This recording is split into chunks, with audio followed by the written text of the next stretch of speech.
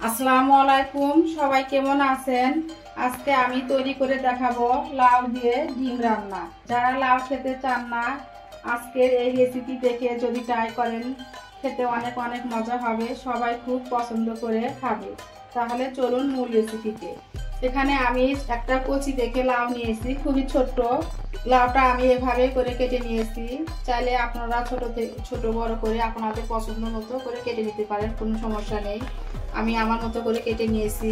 এখানে আমি 3টা ডিম সিদ্ধ করে এভাবে ফালি করে নিয়েছি, 5-6টা কাঁচামরিচ ফালি করে নিয়েছি, আর 2টা পেঁয়াজ কুচি করে নিয়েছি। চুলায় গ্যাস নেই, তাই চলে আসলাম কারেন্টের চুলায় রান্না করতে। তো ফ্রাই প্যান বসিয়ে দিয়েছি। ফ্রাই প্যানটা গরম হওয়ার পরে আমি 1/2 চামচেরও কম হলুদের গুঁড়া দিয়ে দিলাম, 1/2 চামচ পরিমাণ লবণ দিয়ে দিলাম, একটু মিশিয়ে নিলাম তেলের সাথে হলুদ আর লবণটা। এখন আমি ফালি করা ডিমগুলো দিয়ে দিলাম।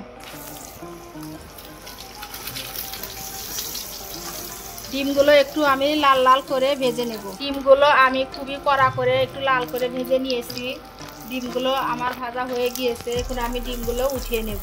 ডিম উঠিয়ে নিয়ে আমি আর একটু পরিমাণ মতো তেল দিয়ে দিলাম। আমি 1/2 চামচ পরিমাণ আস্ত গোটা জিরে, আর একটা তেজপাতা আমি 3 টুকরা করে নিয়েছি, একটু ভেজে নিলাম।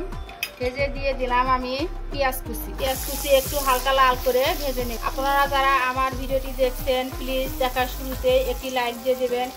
আপনাদের একটি লাইক আমার ভিডিওটি অনেকের কাছে পৌঁছে দিতে সাহায্য করবে। আর যদি বেশি ভালো লেগে থাকে তাহলে আমার চ্যানেলটি সাবস্ক্রাইব করে দিবেন।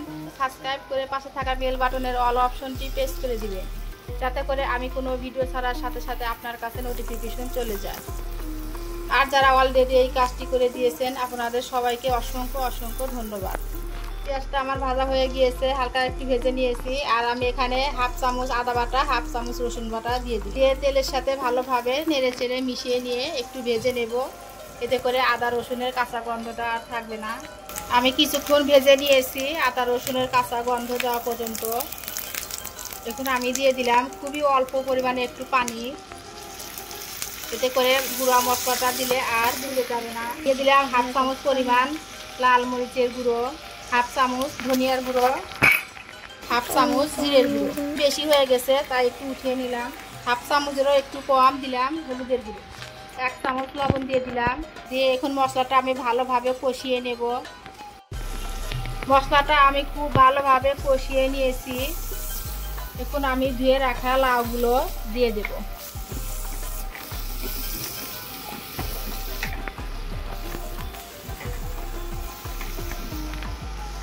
লাউগুলো দিয়ে আবারও ভালোভাবে নেড়ে চেড়ে মিশিয়ে নেব। মিশিয়ে নিয়েছি। এখন আমি একটা ঢাকনা দিয়ে ঢেকে দেব। ঢাকনা দিয়ে ঢেকে রাখলাম। ফিরে এলাম বেশ কিছুক্ষণ পর। লাউটাকে একটু ভালোভাবে নেড়ে চেড়ে মিশিয়ে নেব। দেখুন লাউ থেকে কতটা পরিমাণ পানি উঠেছে। লাউ কিন্তু আমি কোনো পানি ব্যবহার করিনি, লাউর ভিতরে লাউ থেকেই পানি উঠেছে। এই পানি দিয়েই কিন্তু আমি লাউটা সিদ্ধ করে নেব। লাউটা খুব কচি তো, এই জন্য বেশি পানি উঠেছে। এখন আমি কেটে রাখা কাঁচামরিচগুলো দিয়ে দিলাম, দিয়ে আবারও একটু নেড়ে চেড়ে দিলাম। এখন আবারও কিছুক্ষণের জন্য ঢেকে দিয়ে রান্না করব সিদ্ধ হওয়া পর্যন্ত। ফিরে এলাম 5 মিনিট পর। তরকারিটা কষানো হয়ে গিয়েছে।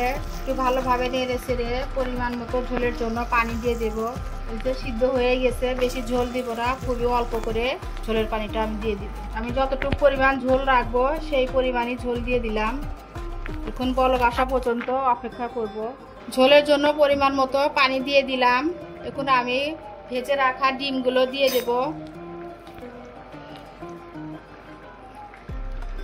ডিমগুলো দিয়ে দিলাম। আবারও 2 মিনিটের জন্য ঢেকে দিব। ফিরে এলাম 2 মিনিট পর। তরকারিটা হয়ে গিয়েছে। লবণটা আমি চেক করে নিয়েছি। এখন আমি 1/2 চামচ পরিমাণ ভাজা জিরার গুঁড়া দিয়ে দিলাম। চাইলে এখানে আপনারা ধনিয়া পাতা দিতে পারেন। ধনিয়া পাতাটা আমি দিলাম না, কারণ আমার বাচ্চারা ধনিয়া পাতা খেতে বেশি একটা পছন্দ করে না। নেড়ে চেড়ে মিশিয়ে নিলাম। আমি আর 1 মিনিট ফুটিয়ে চুলাটা অফ করে দেব। রান্নাটা আমার কমপ্লিট। এখন আমি চুলাটা অফ করে দেব। হয়ে গেছে। এখন আমি একটু আপনাদেরকে দেখিয়ে দেব। তো বন্ধুরা, দেখতেই পাচ্ছেন তৈরি হয়ে গেল লাউ দিয়ে ডিমের ভীষণ মজার রেসিপি। আপনারা অবশ্যই একবার এভাবে তৈরি করে খেয়ে দেখবেন। তো বন্ধুরা, আমার ভিডিওটা কেমন লেগেছে অবশ্যই কমেন্ট করে জানাবেন। তো আমার ভিডিওটি এই পর্যন্ত আজ। সবাই ভালো থাকবেন, সুস্থ থাকবেন, আমাদের জন্য দোয়া করবেন। আল্লাহ হাফেজ। আসসালামু আলাইকুম।